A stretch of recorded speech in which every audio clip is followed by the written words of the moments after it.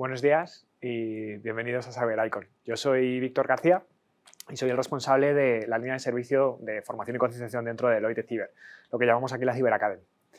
En esta sesión de hoy me gustaría hablar y compartir con vosotros algunas reflexiones y algunos datos curiosos acerca de la concienciación en ciberseguridad y sobre todo qué podemos aprender o qué tips nos podemos llevar de aquí para concienciar mejor a nuestros empleados dentro de las organizaciones.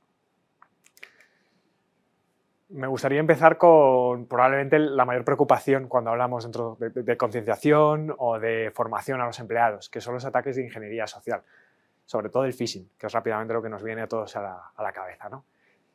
La realidad es que los ataques de ingeniería social siguen aumentando año tras año y lejos de disminuir, pues vemos que intentan a lo mejor o crecen a un ritmo más bajo, pero siguen creciendo.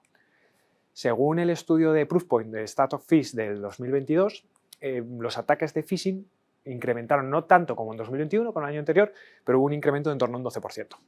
Sigue siendo muy significativo. Hay mejoría, como decía, el crecimiento baja, pero sigue habiendo un aumento cada año. ¿Cuál es la observación o cuál es el dato, digamos, importante o que podríamos destacar del año anterior, ya del 2022? Es verdad que baja el volumen de ataques de phishing, pero la sofisticación y sobre todo los perfiles concretos o lo dirigidos que van aumenta. Digamos que los ataques dirigidos, por así decirlo, aumentan en torno a un 20%, con lo cual vemos que baja el volumen total, pero mejora la calidad, por así decirlo, de los atacantes y de los ataques.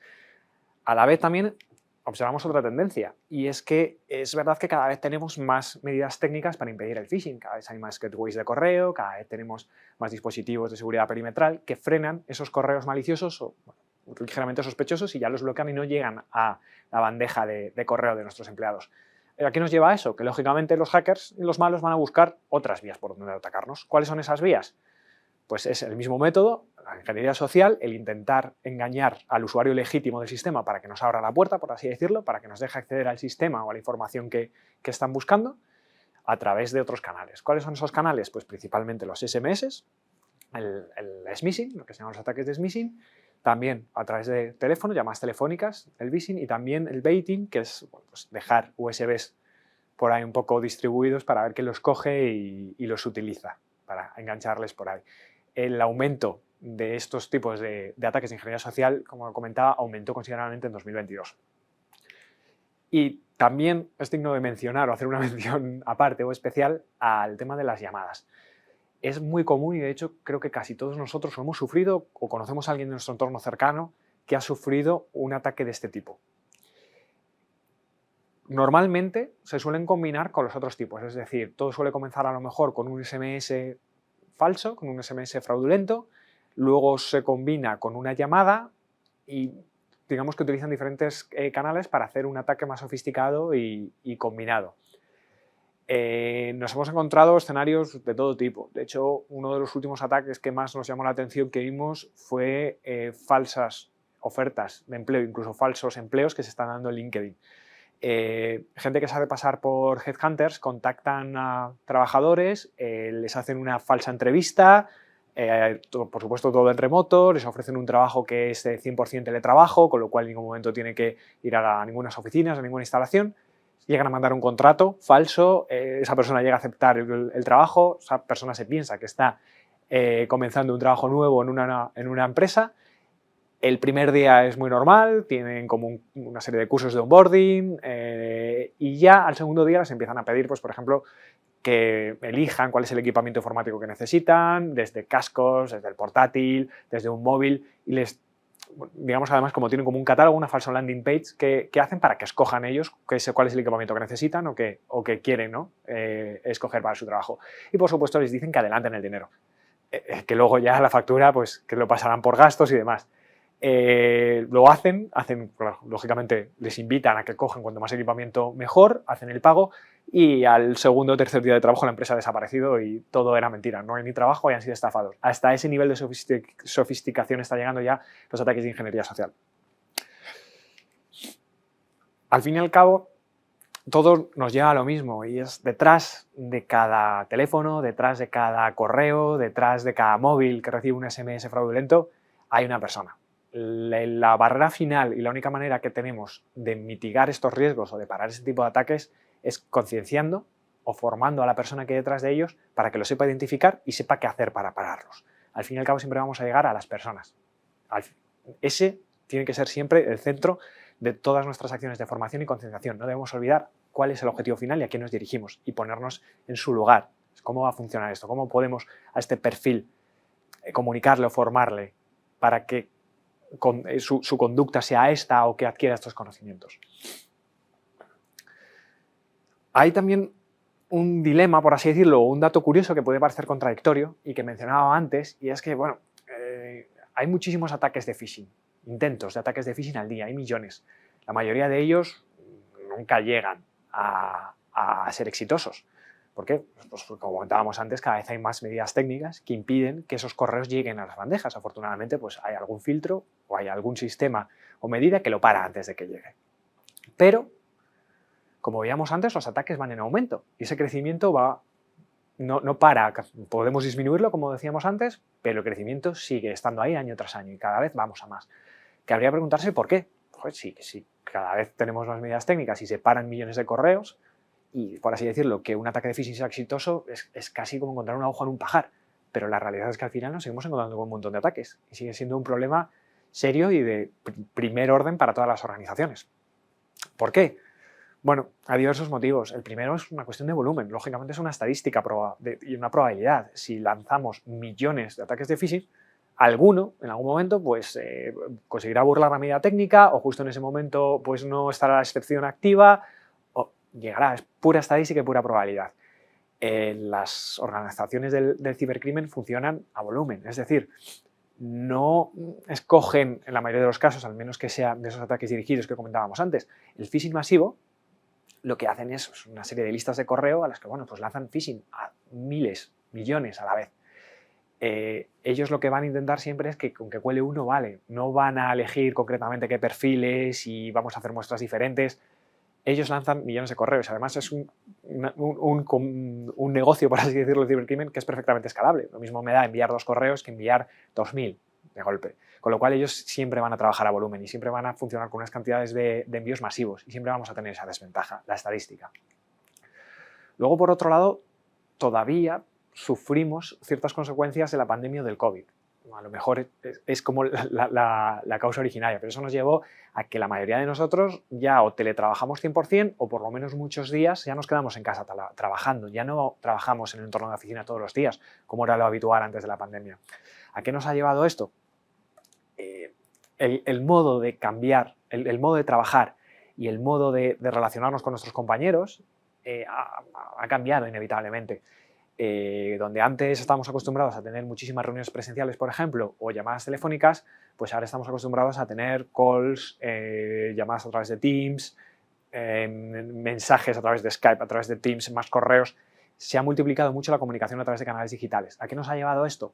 A cierta fatiga digital, por así decirlo. Es decir, estamos saturados de recibir notificaciones de Teams, de recibir llamadas, de estar en una call tras otra. Estamos saturados de estar enfrente del portátil recibiendo continuamente notificaciones por diferentes canales. Eso nos lleva a que las guardias van bajando, hay cierta fatiga, no estamos igual de concentrados ni estamos igual de atentos a todo lo que nos llega, con lo cual bajamos la guardia y es más fácil o es más probable que un email sospechoso, un phishing, pues pase desapercibido y caigamos. Luego, por otro lado, está la explotación de servicios legítimos. Los atacantes utilizan infraestructuras como Google, como Amazon, para alojar y lanzar desde allí ataques y amenazas. Utiliza los mismos servicios legítimos que utiliza nuestra organización muchas veces, con lo cual es muy difícil de diferenciar si es una comunicación legítima o no lo es. Y luego, por último, está lo que llamamos el uso de tendencia. ¿A qué nos referimos con esto? Bueno, pues lógicamente los escenarios o los argumentos que utilizan los atacantes para montar el phishing, y con un poco la propuesta que nos hacen en el phishing, por así decirlo, suele estar muy alineada con lo que está pasando en ese momento. Es decir, pues muchas veces hemos visto ataques relacionados con la guerra de Ucrania, con el tema del COVID hubo un montón de teletrabajo, desde la lotería de Navidad, ahora en este último mes. Siempre ha habido cierta personalización al contexto de cada momento de los ataques de phishing, pero es verdad que esa tendencia, por así decirlo, va en aumento. Es decir, la rapidez con la que salen phishing de un tema que está de rabiosa actualidad es cada vez mayor y cada vez se adaptan más rápido. Y algo que es una noticia, lo que está hablando todo el mundo hoy, esta tarde hay phishing sobre ese tema, con lo cual cada vez es más fácil caer en ellos, porque claro, cuando algo es de rabiosa actualidad, cuando está ocurriendo en este momento, pues lo tienes en el top of mind, por así decirlo, y no te extraña tanto ni te chirria tanto que te llegue ese tipo de ataques con ese tipo de argumentos y de escenarios. Como comentábamos, es difícil que un ataque de phishing sea exitoso por todas las barreras que tiene que superar antes de que llegue, pero todavía muchos van a seguir pasando y van a ser exitosos y van a llegar hasta la bandeja de correo y algún usuario va a caer y va a hacer clic donde no debería o va a introducir las credenciales donde no debería. ¿Cuáles son los impactos o qué consecuencias puede tener? Pues pueden ser más o menos graves, pero siempre tienen un impacto para la organización. Si miramos a los datos otra vez del informe del State of Phish de 2022 de Proofpoint, podemos observar que las denuncias, por así decirlo, por robo de credenciales y pérdidas económicas bajaron en el año 2021, pero aumentaron considerablemente todas las denuncias relacionadas con el ransomware y la cadena de suministro.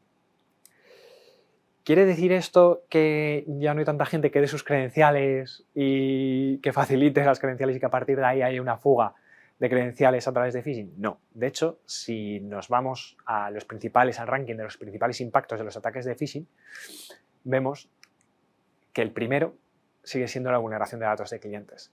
Esto tiene graves consecuencias no solo a un nivel de confidencialidad de la empresa, sino a un nivel regulatorio, por reglamentos de protección de datos. Las consecuencias de una sanción por haber sufrido uno de estos incidentes pueden ser más graves que el impacto y la consecuencia del ataque en sí. El segundo sigue siendo compromiso de credenciales. Como veíamos, al fin y al cabo sigue siendo el alfa y el omega del phishing, por así decirlo. Esa falsa landing page donde intentamos que el usuario nos dé su contraseña, nos dé su usuario y su contraseña y le robemos ese acceso a los servicios legítimos. Y luego, como veíamos, la estrella, por así decirlo, del año fue el ransomware, que fue la que más creció y lo que más aumentó. Un dato curioso es que dentro de este estudio de State of Phish de Proofpoint, un 68% de las organizaciones encuestadas y que formaron parte de la muestra del informe sufrieron un ataque de ransomware en algún momento. Pero lo curioso es que de esas empresas que sufrieron el ataque de ransomware, un 60% pagaron el rescate, no siguiendo las indicaciones y las recomendaciones siempre de los organismos y de los expertos. No pagar nunca, ¿no? Porque no sabes realmente qué va a haber después ni hasta qué punto te puedes fiar de una organización de un cibercriminal. Pero aún así se paga. ¿Qué nos quiere decir esto? Que los ataques de ransomware a los malos les funcionan. Entonces, ¿por qué van a dejar de hacerlo? ¿Por qué va a dejar de ir de esto en aumento? Si la realidad es que del 60% están consiguiendo sacar un beneficio económico. Luego tenemos la pérdida de datos y de propiedad intelectual, con el impacto que puede conllevar el negocio de una organización, lógicamente, perder su know-how. Y luego otro tipo de malware que es diferente al ransomware, que bueno, pues, al fin y al cabo es extremadamente fácil para ellos porque quien lo está instalando y quien le está abriendo la puerta somos nosotros, el usuario legítimo. Les hacemos el favor de instalar nosotros solos el malware en nuestros dispositivos o en nuestros equipos. Si volvemos a lo que comentábamos antes, ¿en qué tenemos que poner el foco? ¿Qué es lo que hay detrás de todo esto? De ransomware, malware, de este ataque, de otro... Sí, pero realmente al final de todo esto lo que hay es una persona que ha recibido un mensaje, un email, una llamada y pudiéndolo haberlo parado, no lo ha parado. ¿Dónde está el problema? O sea, ¿por qué seguimos sufriendo tantos ataques? O sea, cabría pensar muchas veces, joder, pero esto del phishing, que llevamos años y años con el tema del phishing, ¿por qué seguimos hablando de phishing? ¿Por qué sigue siendo un problema actual? ¿Por qué sigue aumentando cada año las cifras de este tipo de ataques? Bueno, uno de los problemas que tenemos es que cada vez también aumenta el número de dispositivos que tienen las organizaciones y de empleados que tienen dispositivos. En torno al 73% que comentaba en el informe de State of Phish de Proofpoint tienen dispositivos conectados. El 73% de los empleados de las organizaciones. Es prácticamente la mayoría. Es casi todos los empleados, es la grandísima mayoría de los empleados de las organizaciones tienen dispositivos conectados, con lo cual la superficie de ataque de los ataques de ingeniería social y especialmente del phishing es tremenda. Luego tenemos otro problema que es el desconocimiento de los conceptos clave. Muchas veces damos por hecho que todo el mundo sabe lo que es un phishing y os sorprendería saber la cantidad de gente que a día de hoy todavía desconoce lo que es un phishing Si ni siquiera conocen el concepto y saben lo que es un phishing, es difícil que sepan identificarlo y que sepan pararlo. Si ya entramos en conceptos como el smishing o como el phishing, directamente es que la gran mayoría de la gente lo desconoce. Muchas veces a las personas que trabajamos en el área de ciberseguridad o que estamos acostumbrados a utilizar este tipo de términos, pues nos parece que es un conocimiento común, pero no lo es y no debemos tampoco asumir que todo el mundo lo sabe. Luego también nos encontramos muchísimas creencias erróneas dentro de los empleados de las organizaciones, sobre todo en cuanto al uso de correo electrónico. Las principales son que ellos piensan que mi organización tiene medidas técnicas para filtrar esos mensajes maliciosos, esos emails, con lo cual a mí no me va a llegar nunca, porque ya va a haber algún sistema o hay alguien en mi organización que se está ocupando de que a mí eso no me llegue. Y luego la segunda creencia es que la mayoría piensan que todo correo interno, comunicación interna, es legítima. No tengo por qué desconfiar de un correo que es de mi propia organización. Si me de algo ajeno o algo que me extrañe de una organización o de una persona ajena, pues hombre, pues a lo mejor me puede extrañar algo, pero si es de mi organización, es legítimo. Esas son dos creencias erróneas que hacen muchísimo daño en cuanto a los ataques de phishing. Luego también tenemos la mala praxis de utilizar dispositivos corporativos en el ámbito personal.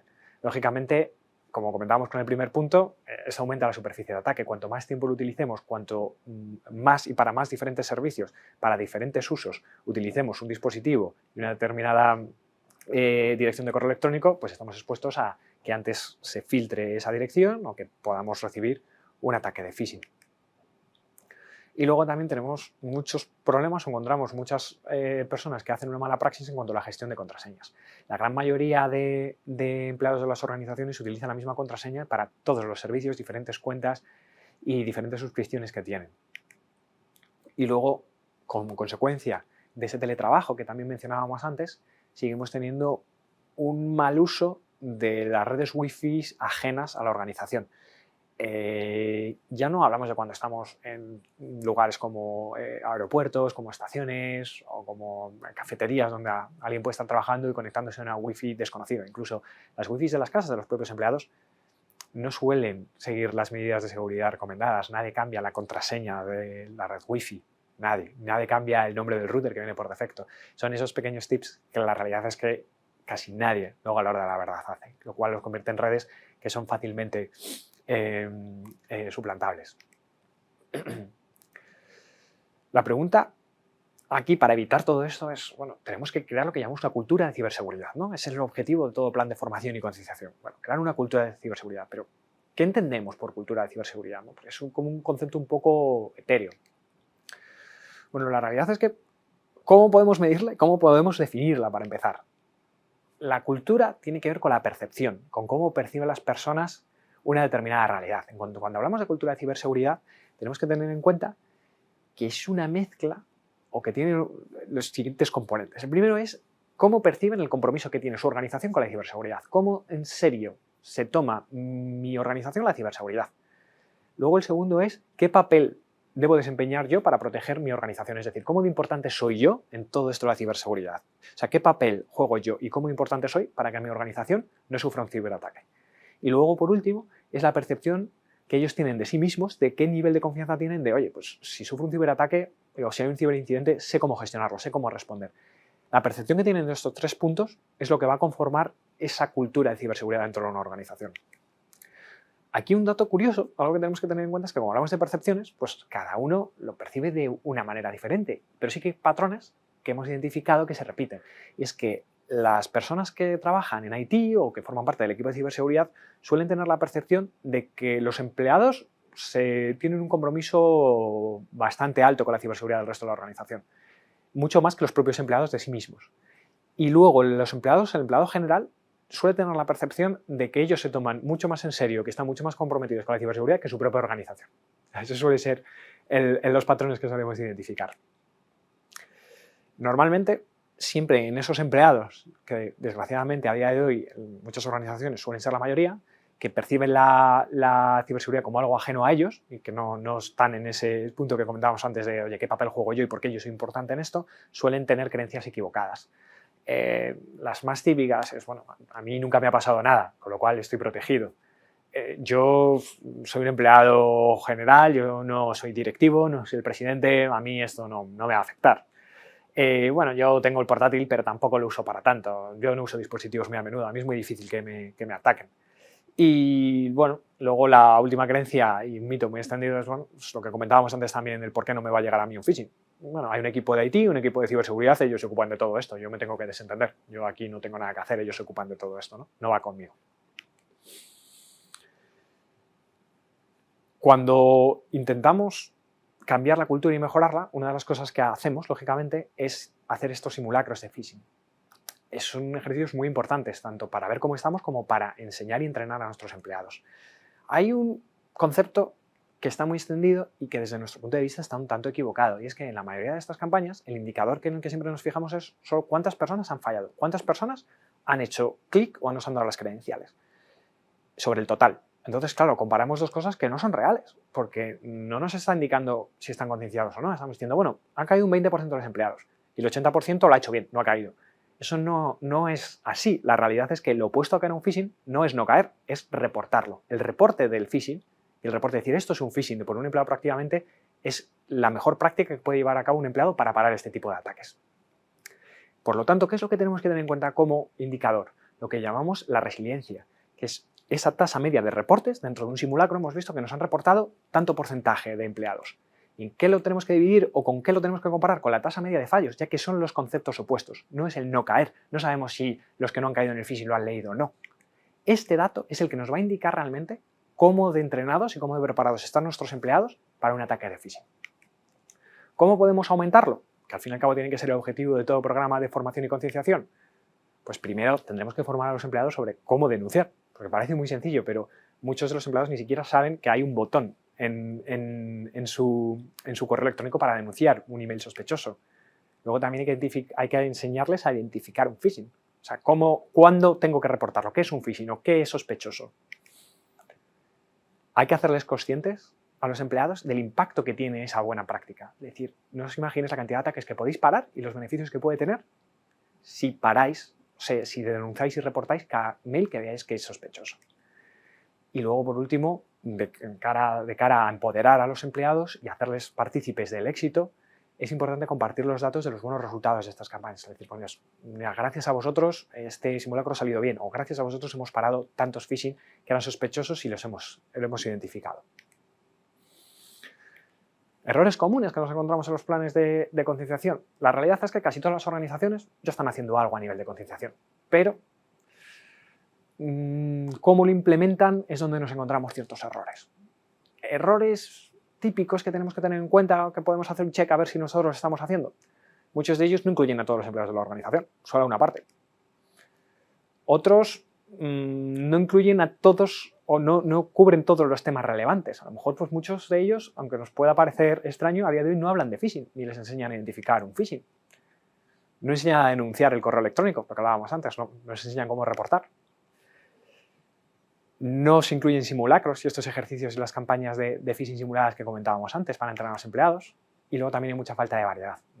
Se hace un curso y ya está. No se utilizan diferentes medios, diferentes canales, diferentes formatos. Al fin y al cabo el aprendizaje va de repetición y de refuerzo. Y tenemos que utilizar diferentes métodos y diferentes canales y formatos para formarles. Y luego también cabría preguntarse si merece la pena establecer un sistema de castigos. En algunas organizaciones sí que hay como un sistema de castigo, por así decirlo, a las personas que o no hagan los cursos o que caigan en un phishing. Desde nuestro punto de vista no es recomendable. ¿Por qué? Porque el aprendizaje siempre tiene que presentarse como una experiencia positiva. Y realmente esto no va a ir en beneficio de esa cultura de ciberseguridad que comentábamos antes. Todo lo contrario, porque si vemos que nos van a castigar, realmente no vamos a percibirlo como algo, pues esto de ciberseguridad es importante, es algo que tengo que aprender, lo vamos a ver con hostilidad y vamos a conseguir seguramente el efecto contrario. Además, también cabría preguntarse si es justo, porque hemos visto que las medidas técnicas a veces fallan y correos que deberían identificar no identifican y pasan los filtros.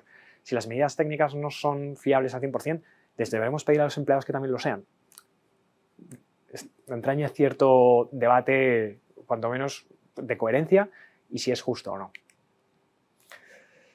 Y para terminar, ¿qué nos tendríamos que fijar? Vale, pues, ¿qué indicadores o qué tenemos digamos, que checks o cuáles son las buenas pautas o las líneas generales que tenemos que tener en cuenta para ver si lo estamos haciendo bien con nuestro plan de concienciación? Bueno, para empezar deberíamos meter cierta segmentación y especificidad. Es decir, ¿todos los empleados de la organización son iguales? ¿Todos necesitan lo mismo, los mismos temas, los mismos canales, los mismos formatos. No. Cada persona, cada grupo de empleados tiene una naturaleza diferente, tiene un contexto distinto y tenemos que adecuar esa formación a su realidad para que sea efectiva. Otro punto es que tengamos en cuenta las amenazas concretas de nuestra organización, que es lo que nos afecta a nosotros. Aquí tenemos que tener en cuenta 3 cosas. ¿Cuáles son los empleados vulnerables? Los empleados que han sufrido ataques, los que están menos formados, los que vemos que están menos entrenados y que pueden ser más vulnerables a un ataque. ¿Cuáles son los privilegiados? ¿Qué usuarios tienen permisos como para abrir la puerta hasta el fondo, por así decirlo, ante un ataque de ingeniería social? Y luego, ¿cuáles son nuestras amenazas? ¿Cuál es el panorama de amenazas actual que a mí me debe preocupar? ¿Por dónde nos pueden entrar? La conjunción de estos 3 factores es lo que nosotros tenemos que tener en cuenta para hacer un plan a medida para nosotros. Y luego, por supuesto, la medición y el seguimiento. ¿Cómo sabemos si lo estamos haciendo bien? ¿Está siendo realmente esto efectivo? Tenemos que medir de alguna manera. Cuando se trata de medir en concienciación, tendremos que hacer una serie de KPIs o indicadores que nos ayuden a ver cómo estamos en cada momento. ¿Cuáles son esos indicadores?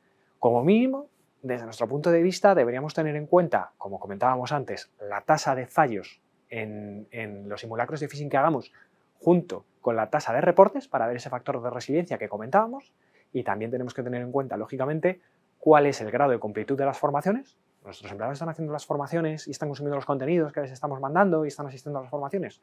Y luego, por último, lógicamente, una evaluación de contenidos. Todos estos factores, una evaluación de conocimientos, disculpad, una vez que ya hemos hecho la formación, tenemos que ver a ver si realmente están adquiriendo los conocimientos que queremos que adquieran, si están entendiendo el mensaje. La conjunción de todos estos indicadores es lo que nos va a ir dando la medida de cómo vamos, si tenemos que corregir algo, si está funcionando bien el plan que estamos haciendo, si a lo mejor pues, hemos planteado pues, un canal, un tono, una comunicación que no está yendo bien. Esa es la pista que nos tiene que dar. Y siempre, ante todo, tenemos que ser pacientes. La concienciación es algo que va a largo plazo, es decir, tratamos de cambiar la percepción y la conducta de las personas, con lo cual no podemos esperar que se haga de un día para otro. Tiene que ser algo que sea poco a poco, pero sostenido a lo largo del tiempo.